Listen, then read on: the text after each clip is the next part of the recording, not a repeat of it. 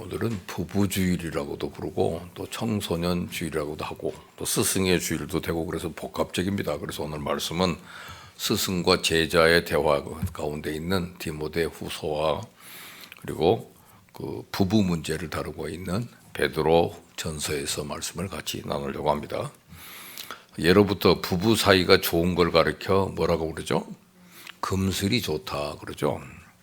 이 말은 공자가 편찬했다는 시경에서 유래된 말인데 보다 정확하게 말하면 시경에 있는 부부가 서로 사랑하는 것은 금, 곧 가야금과 슬, 곧 비파를 연주하는 것과 같다 하는 대목에서 나온 말이기도 합니다.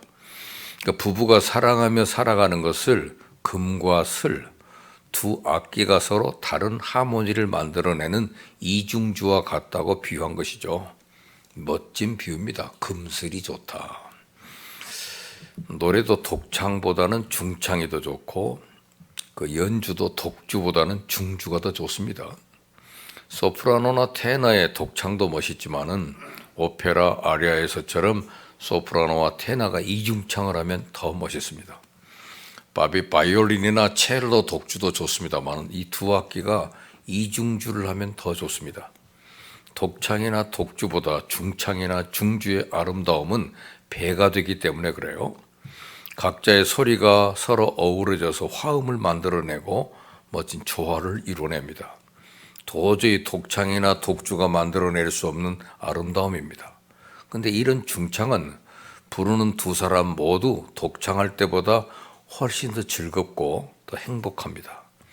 상대방의 소리를 듣고 함께 조화를 이루어낼 때 부르는 사람의 마음은 혼자 부를 때와 비할 수 없는 기쁨이 넘칩니다. 뿐만 아니라 듣는 사람들도 독창을 들을 때보다 더 즐겁고 더 행복합니다. 사람 사이의 관계도 되게 그렇습니다. 혼자 사는 것이 행복할 수도 있겠습니다만은 둘이 사랑하며 살 때 더 행복합니다. 사랑을 줄 때 행복과 사랑을 받을 때 행복이 서로 시너지 효과를 불러일으켜서 행복이 배가 되기 때문에 그래요. 중요한 것은 두 사람이 행복하게 사는 것을 지켜보는 주변 사람들도 덩달아 행복합니다. 부모님들, 자녀들, 친지들 모두 금슬 좋은 부부를 보면 무척이나 행복하죠. 그럼 우리 하나님도 기뻐하십니다. 근데 금슬이 함께 연주된다고 언제나 행복한 건 아니잖아요. 중창이나 중주가 잘 될 때는 서로 좋은데 화음이 맞지 않고 조화가 이루어지지 않을 때는 음악이라기보다는 소음이 되어버립니다. 이를 연주하는 사람들도 고통스럽고 이를 듣는 사람도 견딜 수가 없어요. 그렇습니다. 금슬이 나쁜 부부는 그 불행도 배가 됩니다.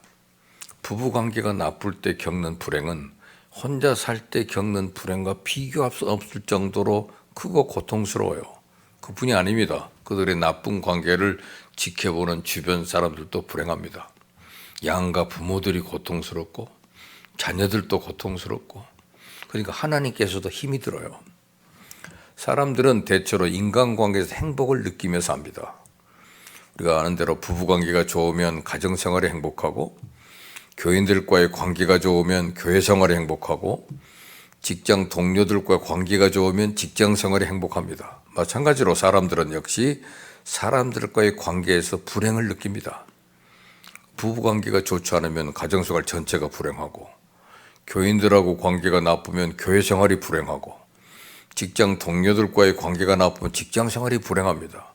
이렇게 볼 때 사람 사이의 관계를 발전하는 것이 우리 행복을 키워가는 지름길임을 알 수 있습니다. 우리가 맺고 있는 모든 인간관계를 조금만 더 좋게 발전시키면 우린 지금보다 훨씬 더 행복해질 수 있습니다. 근데 문제는 이것이 이렇게 쉽지 않다는 얘기입니다. 부부관계를 조금 더 발전시켜 보아도 그동안 긴 세월 살아온 습관이 있어서 어려워요. 한평생 사랑한다는 말 한 번 하지 않고 살아왔는데 갑자기 당신 사랑해 이렇게 말하려니까 쑥스럽고 도저히 말문이 열리지 않습니다. 이 습관이 무겁게 우리 인간관계 발전을 가로막고 있습니다. 또 설령 습관을 고쳐서 억지로도 변화를 시도했을 때 상대방이 굉장히 노력하고 있구나 하고 받아들여지면 좋은데 그걸 또 받아들이질 못하거든요.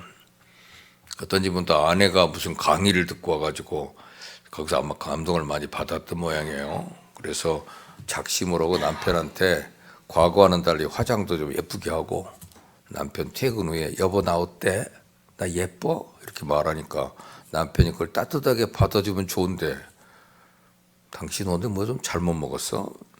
나이도 젊은데 벌써 망령 들었나? 이렇게 그 마음엔 그 수포로 돌아가는 거 아닙니까?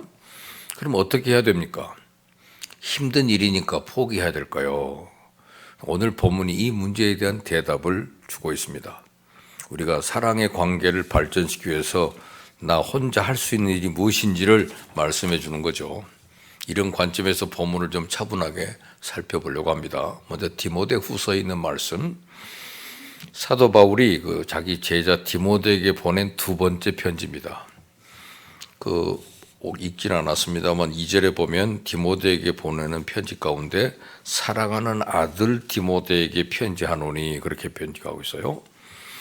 사랑하는 아들이라고 부르는데 바울이 제자 디모데를 정말 아들처럼 생각했다는 것을 보여주는 대목입니다. 바울하고 디모데는 사제 관계인데 서로 부자지간의 관계까지 발전됐다는 것을 뜻합니다. 본래 남남이었던 두 사람이 부자지간의 관계까지 사랑의 관계로 발전된 거죠.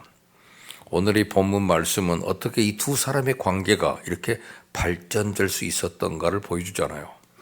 이것이 우리에게 사랑의 관계를 발전시키기 위해서 내가 해야 할 일이 무엇인가를 가르쳐 줍니다. 그러니까 서로의 관계를 발전시켜가는 거, 사랑의 관계로 발전시키려면 그 첫 번째는 상대방을 위해서 기도해 줘야 됩니다. 1번이 바로 기도하는 거예요. 3절에 보니까 내가 밤낮 간구하는 가운데 쉬지 않고 너를 생각하여. 참 중요한 대목입니다. 바울이 늘 디모데를 생각하며 기도했다는 겁니다. 이 기도가 두 사람의 관계를 사랑의 관계로 발전시켰다는 겁니다. 우리가 누구와 사랑의 관계를 발전시키려 하면 제일 먼저 해야 될 일이 기도입니다. 그를 위해 축복하는 마음으로 기도를 시작합니다. 기도하면서 그 사람에 대해 생각하면 우리 생각이 바뀌어요. 기도하지 않고 그 사람을 생각하면 야속한 생각, 섭섭한 생각, 괘씸한 생각, 이런 생각들이 우리 마음을 가득 채웁니다. 근데 기도하면서 그 사람을 생각하면 성령께서 우리 생각을 바꿔주십니다. 그 사람을 이해할 수 있도록, 용서할 수 있도록, 또 그 사람을 용납할 수 있도록 우리 생각을 바꿔주신다 그 말입니다. 사도행전 7장에 보면 스데반이 순교하는 얘기가 나오는데 스데반이 그 복음을 전하며 큰 능력을 행하니까 위협을 느낀 유대교 신봉자들이 산헤드린 공회로 그를 잡아갔어요. 수많은 사람들 앞에서 가진 핍박과 모욕을 다 당하면서도 스데반은 담대히 하나님 말씀을 전합니다.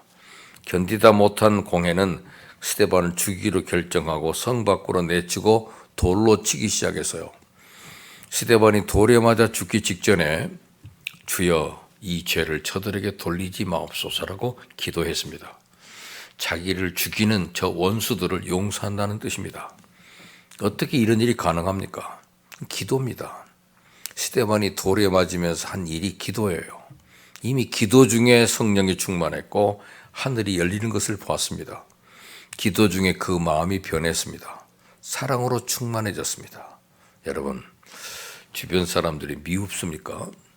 용서할 수가 없습니까? 괘씸합니까? 그렇게 미워요. 저 사람 보기만 해도. 그렇다면 그 사람들을 위해 기도해야 됩니다. 그럼 성령께서 우리의 생각을 바꿔주신다는 겁니다. 우리 혼자 힘으로는 불가능해요. 오늘 3절에 보니까 바울이 디모데를 위해 기도하고 가만히 생각해 보니까 하나님께 감사하다는 생각이 들었어요. 하나님께서 이렇게 훌륭한 제자를 주셔서 감사하다는 마음이 듭니다. 이게 좋은 파트너와 함께 일할 수 있게 됐다니 감사하다는 생각이 들죠. 그렇습니다. 우리가 자기 파트너를 위해서 기도하면, 남편을 위해 기도하면 그 남편이 내게 너무도 과분하고 너무도 소중하다는 마음이 생깁니다. 성령이 주시는 마음이잖아요.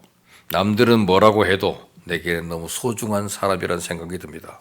그래서 이런 사람을 내 파트너로 주신 하나님께 감사하지 않을 수가 없는 거죠.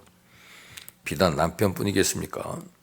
이런 자식을 주신 하나님께 감사하고, 이런 교회를 주신 하나님께 감사하고, 이런 목사를 주신 하나님께도 감사하고, 이 4절을 보니까 바울이 디모데를 위해 매일 기도하니까 디모데가 점점 더 사랑스러워 보이는 겁니다.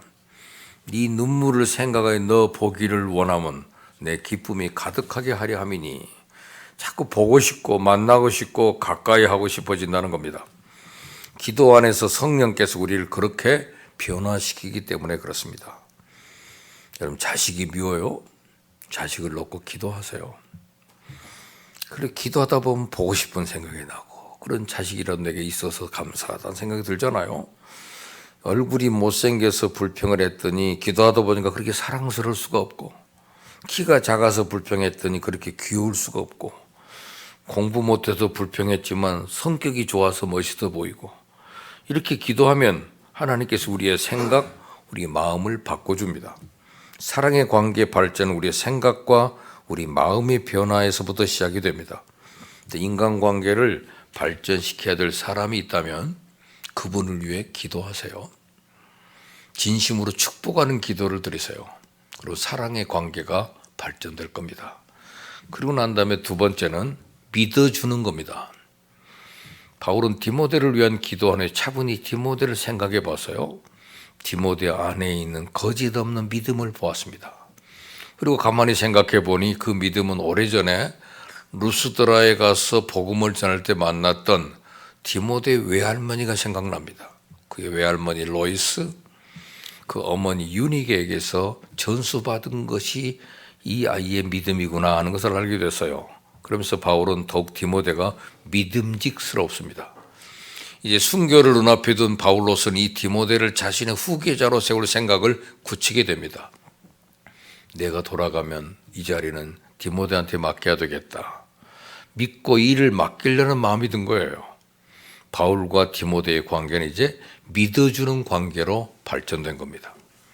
기도해주는 관계, 그다음 믿어주는 관계, 믿고 자기가 평생 하던 일을 맡기는 관계로 발전했습니다. 인간관계에서 서로 믿어주고 또 믿음을 지켜주는 것은 매우 중요하잖아요. 우리 가까운 중국 사람들은 우리 한국 사람들과 여러 가지 면에서 그 의식 구조가 많이 다릅니다. 우리나라 사람들은 안면, 체면을 중요시 하잖아요. 전에 인사했던 적이 있고 한번 만났던 적이 있어서 안면이 있는 경우는 반갑게 맞습니다. 안면이 있다는 것 때문에 부탁도 들어주고 쉽게 마음도 엽니다. 근데 중국 사람들은 관계를 중요시 하잖아요. 아무리 여러 번 만났어도 서로 관계가 형성되지 않으면 마음 문을 열지 않습니다. 부탁을 쉽게 들어주지도 않고 깊은 대화를 나눌 수도 없어요. 그래서 중국 사람들이 중요하게 생각하는 단어가 바로 관계입니다. 관계를 중국말로 관시, 그래, 관시. 관시가 중요해요. 그 사람과 내가 관계가 있다면 쉽게 마음도 열고 부탁도 잘 들어줍니다. 그러나 그 사람은 관계가 없다. 관계가 없다는 말을 뭐라 그러죠? 일 없습니다 그러더라고요. 일 없수다. 일이 없어. 그 사람하고 나하고 일이 없는 거예요. 무관계. 아무리 쉬운 부탁도 안 들어줍니다. 마음문을 열질 않아요. 중국 사람들이 관계를 형성하는데 가장 중요한 요소는 바로 믿음입니다. 이 사람 믿을만하다 하고 판단돼야 비로소 관계가 형성됩니다. 관계 형성되지 않은 사람 절대로 믿질 않아요. 그래도 중국 사람들이 의심이 많다는 소리를 많이 듣습니다. 우리가 인간관계에 서로 믿을 수 있다는 것은 매우 중요합니다. 그런데 우리가 누군가를 믿는다는 일이 그렇게 쉬운 일이 아닙니다. 그동안 많이 속아왔고 믿는 도께 발등을 찍혀본 일이 있기 때문에 우리에게 돈보다 소중한 것은 믿음입니다. 상대방이 그 믿음을 받을 준비가 되어 있지 않다고 해도 우리가 적어도 믿어줘야 된다는 겁니다. 누군가 손해보면서도 믿어줘야 둘의 관계가 발전되기 때문입니다. 그리고 또 한 가지가 있다면 충고하는 겁니다. 본문에 바울은 디모데에게 사랑의 충고를 해요. 이제 바울은 디모데에게 충고할 수 있는 입장에까지 섰습니다. 바로 충고를 하고 디모데는 그 충고를 소중히 듣는 관계로 옛날하고 달라서 아무에게나 충고했다가는 봉변을 당하는 세상입니다. 충고를 고맙게 받을 정도로 인간관계가 발전됐을 때 가능한 일입니다. 진심으로 충고해 줄 사람, 또 충고를 고맙게 받을 사람이 있다는 것은 복된 일입니다. 바울은 디모데에게 3가지 충고를 했어요. 하나님이 우리에게 주신 것은 두려워하는 마음이 아니다. 그러니까 두려워하지 말아라. 복음 사역을 감당할 때 대적들이 많고 방해하는 세력들이 많기 때문에 겁나게 될 텐데 그래도 두려워하지 말아라. 그리고 부끄러워하지 말아라. 복음 증거하다가 지금 내가 감옥에 갇혀 있는 스승 바울 때문에 제가 부끄러울 수도 있거든요. 그리고 자기가 복음을 전하다가 복음이 유대인에게는 거리끼는 것이고 헬라에게는 미련한 것이기 때문에 좀 부끄럽게 생각할 수도 있는데 그래도 부끄러워하지 말아라. 그리고 고난을 받으라는 겁니다. 복음 사역을 감당하려면 필연적으로 고난이 있는데 그 고난을 피하지 말고 감사한 마음으로 받아라. 이 3가지 충고는 한평생 복음을 전하며 체득한 바울의 경험입니다. 많은 시행착오를 거치면서 깨달은 체험적 진리예요. 그래서 가장 사랑하는 제자 디모데에게 이 소중한 깨달음을 가르쳐주고 싶었습니다. 사랑하기 때문에. 왜 충고합니까? 그 사람이 잘 되기를 진심으로 바라니까. 그 사람이 잘 되도록 진심으로 돕고 싶기 때문에. 그래서 충고는 잔소리와는 다릅니다. 잔소리는 그 사람이 변해서 내가 좀 편해 보려고 하는 때 하는 말이 잔소리예요. 그러니까 잔소리는 결국 자기를 위한 겁니다. 그러나 충고는 그 사람을 위해서 하는 겁니다. 우리 누군가가 진심으로 잘 되기를 바랄 수 있어야 돼요. 진심으로 축복해야 됩니다. 그러던 중에 그 사람이 깨닫지 못한 것이 있다면 사랑하는 마음으로 충고해야 됩니다. 그 사람이 충고를 소중히 여긴다면 두 사람의 사랑의 관계는 더욱더 깊어지게 될 겁니다. 우리가 행복하려면 다른 사람과 인간관계를 발전시켜 가야 합니다. 함께 노력하면 좋겠지만 처음엔 그렇게 쉽지 않아요. 그럴 때 우리가 먼저 시작할 일이 있습니다. 그것이 바로 그 사람을 위해 기도하는 거, 그 사람 믿어주는 거, 그 사람에게 사랑하는 마음으로 충고하는 것입니다. 그래서 스승인 바울이 그 디모데에게 보내는 편지 가운데서 이 3가지를 실질적으로 자기가 실천했음을 알려주면서 사랑의 관계로 발전시켰음을 보여줍니다. 바울은 이렇게 스승에서 제자로 이런 관계를 맺지만 이미 결혼을 했고 결혼한 상태에서 어디 가나 이동을 할 때도 꼭 아내와 같이 동반했다는 베드로는 이 남녀 문제에 대한 부탁이 좀 달라요. 그래서 오늘은 끝에 베드로전서 3장 말씀을 통해서 부부의 복, 결혼은 지식 기반 산업이라는 사실을 가지고 그 말씀을 나누려고 합니다. 그 말씀이 시작할 때마다 이와 같이란 말이 꼭 나와 있어요. 남편에게도 이와 같이, 아내들에게도 이와 같이. 그러니까 어떠한 지식에 근거해서 이렇게 하는 게 좋다 하는 사실을 베드로가 부탁하고 있는 겁니다. 아내들한테, 남편들에게. 상대의 입장에서 섬기며 사랑하는 사람이 돕는 배필이라고 합니다. 돕는 배필. 남자를 돕는 배필이라고 하지 않고 여자를 돕는 배필이라고 그래서요. 배필이란 말은 짝이란 뜻인데 이 돕는다는 말은 상대방보다 내가 강하다는 뜻입니다. 남자보다 여자가 강하다. 강한 자가 돕는 겁니다. 도와줘야 돼요. 그래서 라이프란 말이 인생인데 와이프란 말하고 라이프란 말이 비슷한 점이 있다고 합니다. 와이프를 잘 돌보면 나한테 라이프가 되고 라이프는 생명이 된다는 뜻이죠. 근데 잘못 다루면은 나이프가 된대요. 영어로 표현하면 라이프가 있고 나이프가 있는데 라이프는 생명이고 나이프는 칼이에요. 여자 와이프 잘못 건드리면 칼이 돼버리고 잘 다스리면 생명이 된다 그 말이에요. 그러니까 우리가 잘 돼야 됩니다. 여러분 오늘 이 말씀을 통해서 이 부부 문제에 대한 새로운 정보와 지식이 좀 필요하기 때문에 사랑도 지식 기반 산업이에요. 배워야 됩니다. 알아야 됩니다. 근데 아내가 힘써야 할 정보, 지식, 아내들이 꼭 알아둬야 할 일들, 그 첫 번째가 있다면 1번은 자기 남편에게 순복하라 그래서요. 이 말만 들으면 열받는 분들이 많더라고요. 왜 순복해야 돼요? 성경이 그렇게 가르칩니다. 베드로가 이렇게 가르쳐 준 겁니다. 이 창조 질서기 때문에 그래요. 순복이란 말은 그 아첨이나 또 부득이함으로나 억지로 꾸며서 하는 것이 아니라 자원하는 순종을 말해요. 사랑하기 때문에 자원하는 마음으로 순종하는 겁니다. 어떤 분들은 왜 아내만 남편에게 순종하라고 그러냐? 그래서 받아들이지 못하겠다는 사람이 있는데, 그러나 성경은 남녀의 평등을 말합니다. 그러면 왜 성경은 이것을 가르치고 있을까요? 그것은 가정의 질서이기 때문에 그렇습니다. 질서예요. 가정의 질서 때문에 남편은 아내를 사랑하고 아내는 남편에게 순복하라는 겁니다. 왜 남편에게 순종해야 됩니까? 그 1절에 답이 나와 있어요. 그래야 안 믿는 남자도 그녀의 행위 때문에 구원을 받기 때문이라는 겁니다. 말로 되는 게 아니고 행위를 보고 구원을 받는다는 겁니다. 그래서 1절 한번 다시 한번 보시죠. 아내된 자들아 이와 같이 자기 남편에게 순복하라. 이는 혹 도를 순종치 않는 자라도 말로 말미암지 않고 그 안에 행위로 말미암아 구원을 얻게 하려 함이니 그랬어요.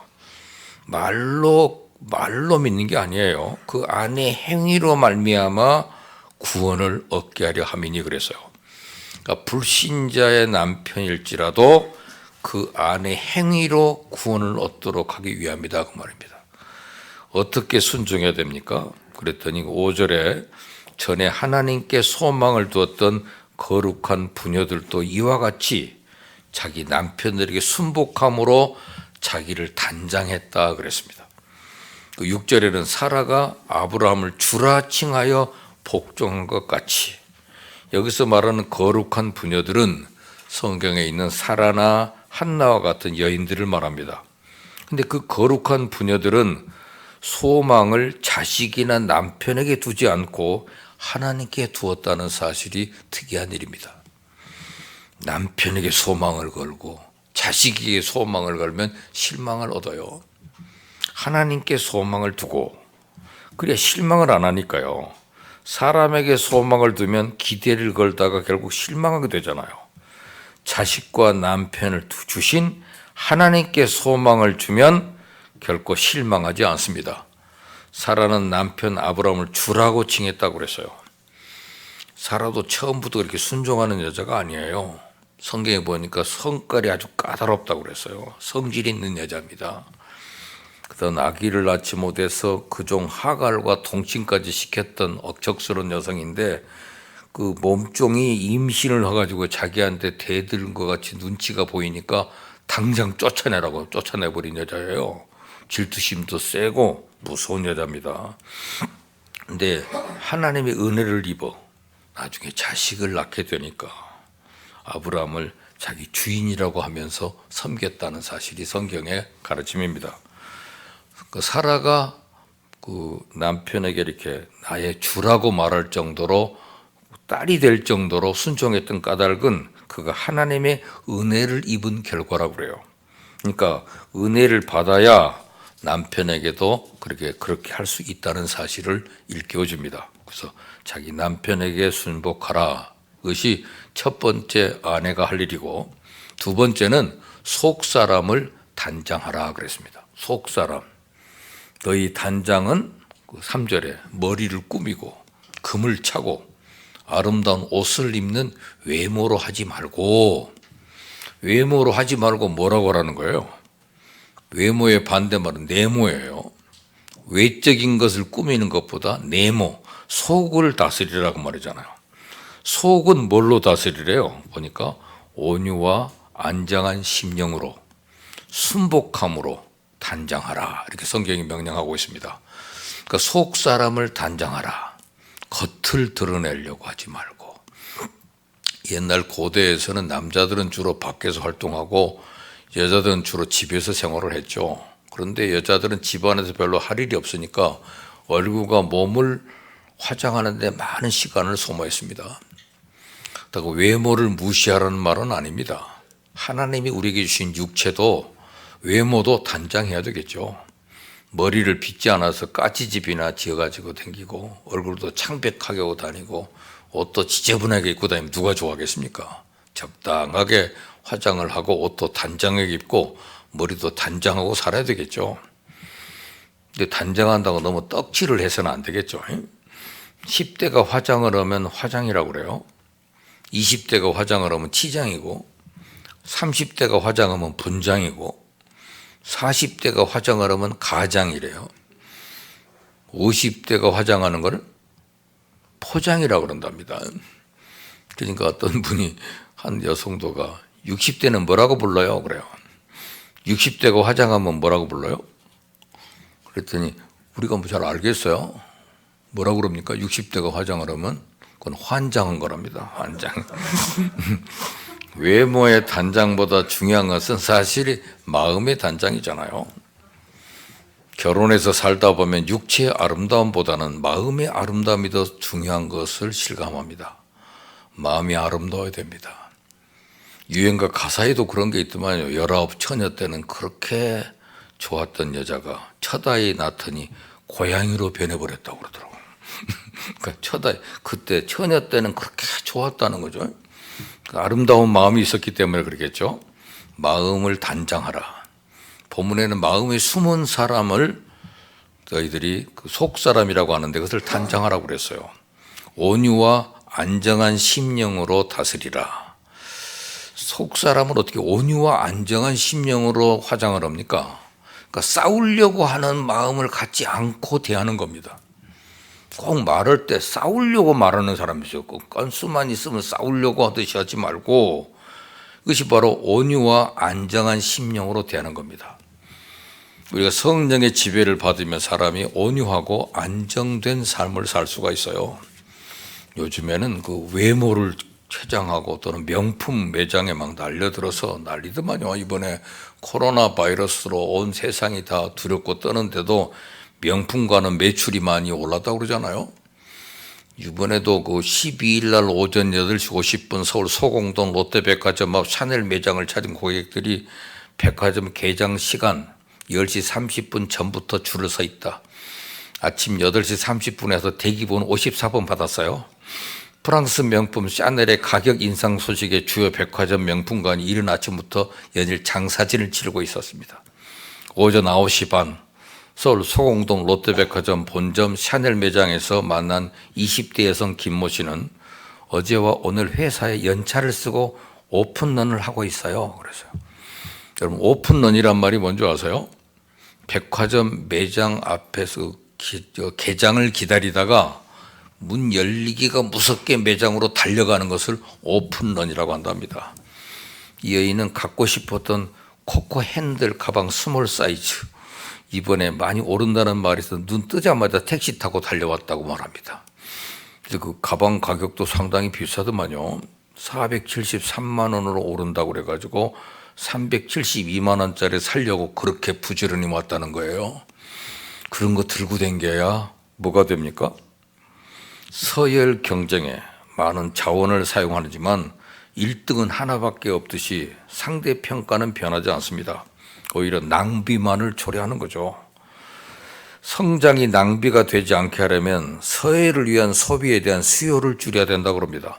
그런 걸 가져야 누가 나를 특별한 사람으로 보게 할까 봐 하는 외모를 추구하지 말고 속 사람을 단정하라. 싸우려고 하지 말고. 그래서 유명한 그 하춘화 고봉산이라는 사람이 부부싸움을 하려면은 5개를 꼭 지키라는 말을 했어요. 한번 제가 소개한 적이 있는데 그 아이들은 싸우면서 자라고 부부는 싸우면서 살아간다는 말이 있어요. 싸우면서 사는 것은 자연현상이라 그 말이겠죠. 부부는 형제와도 다르고 친척이나 친구와도 달리 가계부를 같이 기록하고 인생 설계도 같이 하고 한 이불 덮고 살아가는 공동 운명체입니다. 그러나 부부란 말은 한문도 서로 달라요. 뿌리가 다르고 개성이 다르고 철학과 성격이 다르기 때문에 부딪히고 살 수밖에 없죠. 그런데 이 부부싸움의 경우에 잘 그 지키는 룰을 지키기만 하면 괜찮다 그래요. 그 룰이 바로 5개라는 말로 그들이 정리를 해놨는데 1, 2, 3, 4, 5예요. 1은 뭐냐면 일어난 일만 가지고 싸우라예요. 섭섭했던 사연들, 옛날에 있었던 거 5년 전, 10년 전 누군가 가지고 얘기하지 말고 일어난 일만 가지고 싸우라가 1. 2는 이기려고 억수 쓰지 마라. 부부싸움은 이겨도 그만 저도 그만입니다. 승패를 기록하는 것도 아니고 누가 구경하는 사람도 아닌데 이겨도 득되는 거고 저도 득되는 게 없어요. 손해되는 것도 없고 오히려 이긴 쪽이 미안하고 어색하고 죄책감이 드는 게 보통입니다. 그래서 일어난 일만 갖고 싸워라. 2. 이기려고 억지 쓰지 마라. 3. 삼가하는 자세로 싸워라. 삼가단 말은 이게 화난다고 말하다가 상대방의 인격을 상하게 하거나 가정의 가문을 건드린다든가 괜히 속 뒤집어지는 소리를 많이 하기 때문에 말하다가도 절대 하지 말아야 할 삼가하는 자세로 하라 그 말이에요. 네 번째는 사하니까 사흘이 지나기 전에 사과하라. 말 안 해요 우리는 서로. 하지만 사흘 지나기 전에 말해야 됩니다. 그러니까 사흘이 지나기 전에 사과하라. 5. 오늘로 싸움을 끝내라. 그래서 1, 2, 3, 4, 5만 알면 온유한 심령으로 살아가는 방법을 배우는 거예요. 1이 뭐라고요? 일어난 일만 갖고 싸워라. 2는 이기려고 억지 쓰지 마라. 3은 삼가하는 자세로 싸워라. 시집 올 때 뭐 해온 것 가지고 싸우고 건드리면 안 돼요. 그러면은 니네 집 친정식구는 똑같더라 그냥. 그런 말 건드리다간 죽는 수도 있습니다. 삼가하는 자세. 4는 사흘이 지나기 전에 사과해라. 사흘, 최장 기간은 사흘입니다. 마지막은 오늘로 싸움을 끝내라. 이거 가정만 잘 지키면 우리가 온유한 심령으로 살아가는 거잖아요. 그래서 온유와 안정한 심령으로 살고 순복함으로 단장하고 여성의 매력은 여성의 아름다움은 바로 온유함입니다.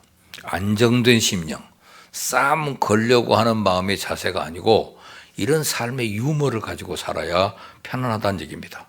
그러면서 베드로는 남편이 힘써야 할 것을 7절에 첨언했어요.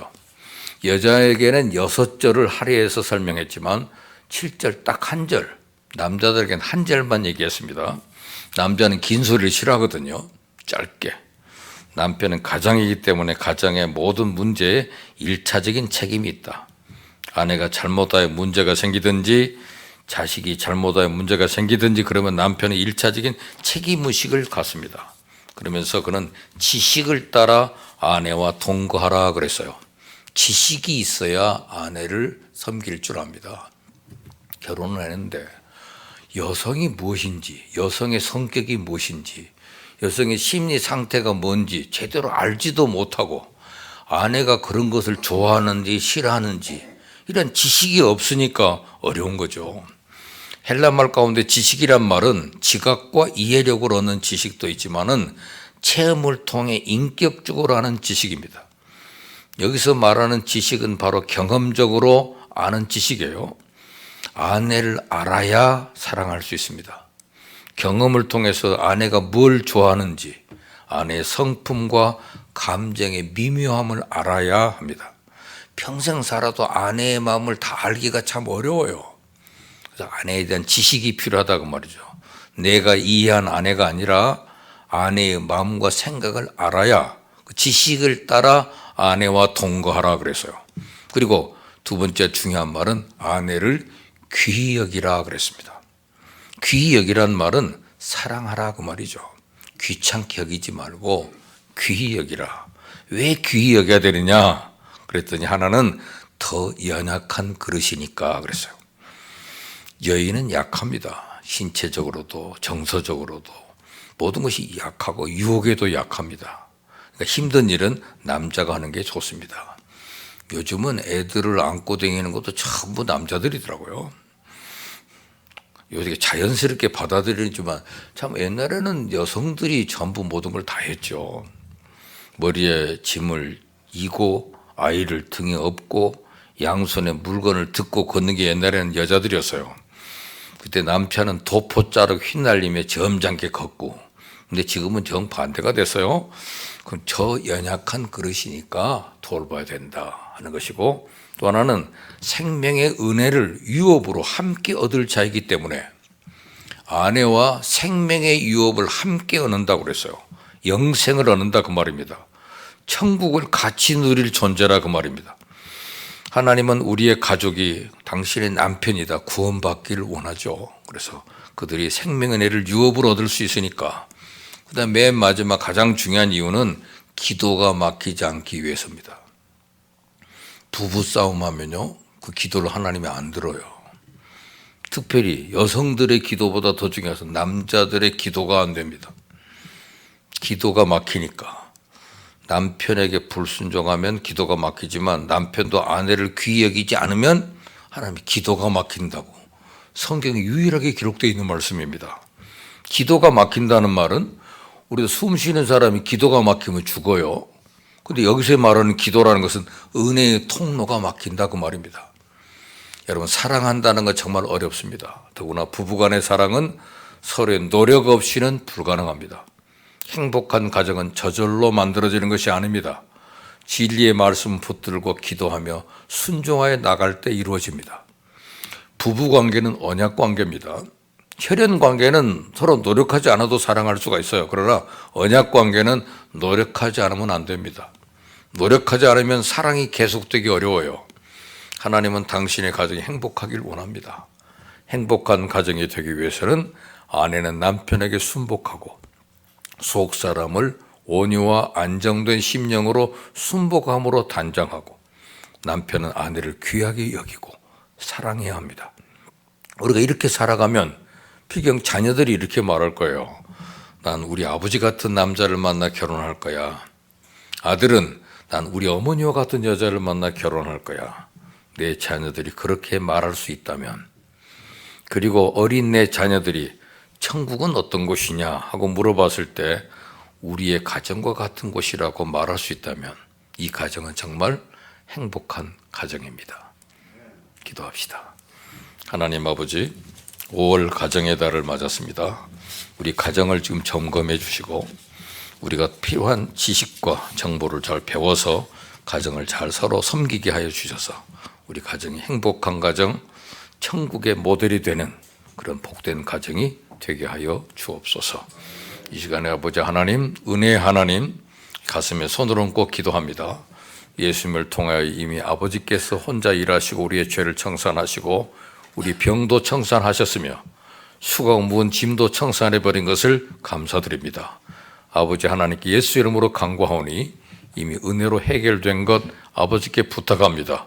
아버지, 우리 몸에서 병을 다 제하여 주시옵소서.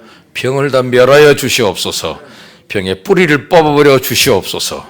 병이 우리 몸에 남아있지 못하게 하여 주시옵소서. 우리 힘으로 싸우지 않고 이미 하나님께 싸워 이겨놓은 것을 우리는 의지합니다. 은혜로 고쳐 주시옵소서. 수고하고 무거운 짐 주님께 맡깁니다. 일은 하나님의 것, 일을 행하시고 그것을 만들어 성취하신 하나님, 하나님 맡아 처리하여 주시고 휴식을 주시옵소서. 평안을 주시옵소서. 승리를 주시옵소서. 성령으로 충만케 하여 주시고 하나님의 영광이 넘치게 하여 주시옵소서. 우리의 기도를 들어주심을 감사하고 예수님 이름으로 기도합니다. 아멘.